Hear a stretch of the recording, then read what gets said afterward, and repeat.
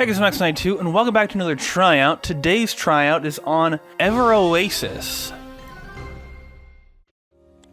Oasis is a Nintendo-published 3DS game. It wasn't developed by Nintendo, but I've been trying to get a way to cover 3DS content for a bit now, and I finally just broke down and I bought a 3DS with a capture card installed, a physical capture card, and because I didn't really want to have to deal with doing custom firmware on my 3DS that I already had, and the capture card works great, but due to some issues with how Nintendo works, I did end up having to do custom firmware on my other 3DS, but that's besides the point. I can talk about that in another video. I picked up Oasis. This is a physical, and it's the World Edition, which is basically just North American copies that were sold in other parts of the world. And that's great because 3DS games are region locked. And so I don't remember how much I spent on it, probably like $50, $60. And that was a couple months ago. And it seems like these are still floating around. So even though the eShop is closing soon, you should still be able to find this physically around. I'm sure the price will go up. The best way that I can describe this is it's kind of like if Animal Crossing was also an action RPG. It's got the sort of town building and villager interacting type stuff that you have in Animal Crossing, but you're also going out into the desert and fighting things with a sword, and it's more of an action RPG with those town building elements as well. It kind of reminded me of playing Moonlighter, which is an indie game. It's on a variety of platforms where you're a shopkeeper and you go into these dungeons to collect stuff so that you can sell them in your shop.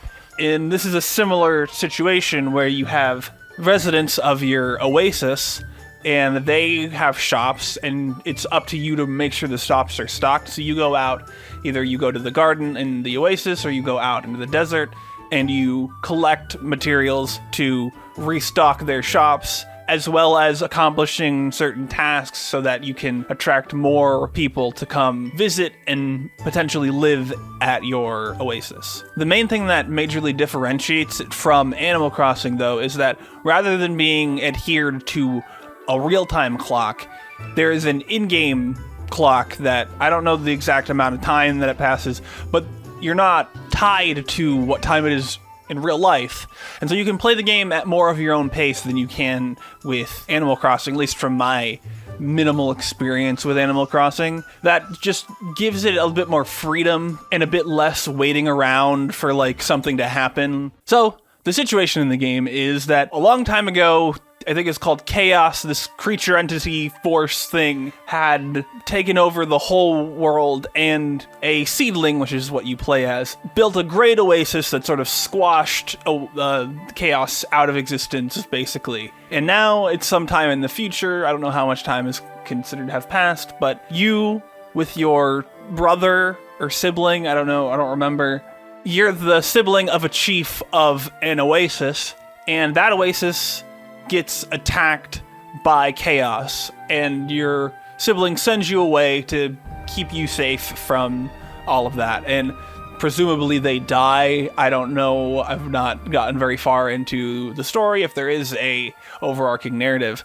So you're sent off, and you meet up with a water fairy, and you, the seedling, and the water fairy create a new oasis, which is supposedly the last oasis in the desert. And you're just supposed to maintain this and make it a place so that people can come and live there and be safe from the desert.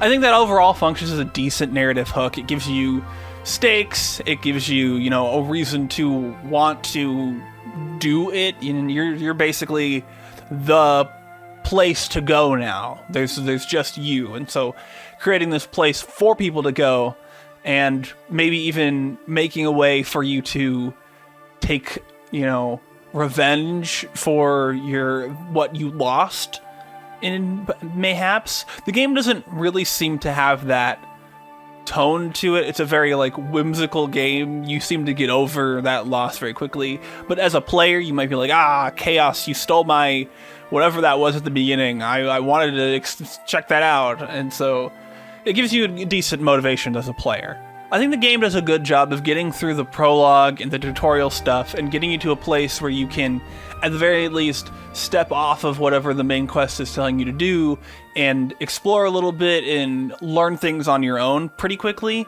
I don't think I'm totally out of the tutorial stage. There are still things that I have a feeling the game is going to have in it that I've not gotten to a point that I'm able to do. And I did play a little bit more after I finished recording footage for the video. I've played a little bit more past that, and it's introduced some other mechanics that I don't have footage of. Basically, there's like a party system, and party members can have specific abilities that you can interact with the world with, but I've not learned the way to pick party members in that way. Like, I've picked them up as travelers while I'm wandering around, but once those characters are residents of my village, I don't know how to use them as party members. So it's like, I'm sure that's a thing that will eventually come as I progress, but I don't know when or how. But it's really just, I guess I keep finding things and trying to bring more people in. That's the main goal. I'm not totally sure exactly how much I've played. I'd say probably somewhere between 2 and 3 hours. And from what I've played so far, I think that the combat for like your basic seedling character is fine. It's pretty simple, but I think as you get further in the game, and I've played with some party members that have other weapons now off recording, so like there's a bit more variety to it that you don't get to see so early on, that I imagine as you get further in, that variety will really help diversify how combat feels, because right now it's mostly just, using my heavy attack a lot, but it's functional enough for what the game is going for, I feel. I don't really think I have much to say for like negatives for what I've experienced so far. It is something that really feels very pick up and play, something you can play for short amounts or long amounts. It works really well as a game on handheld, and it's a game that I found when I was looking at those lists that are like the 3DS games you have to get before the eShop closes or whatever, and so I was like, yeah, this one looks interesting. I didn't even really know what it was when I picked it up. It was just one of the names off the list, and so I went for it, and it does seem like something that I'd recommend generally to people, especially like if you're into a concept of like a town builder type game, but maybe Animal Crossing is a bit too mundane for you. Check out over Oasis if you can find a copy and you have a 3DS. That's, I think, really what I had to say. Game Pass's tryout.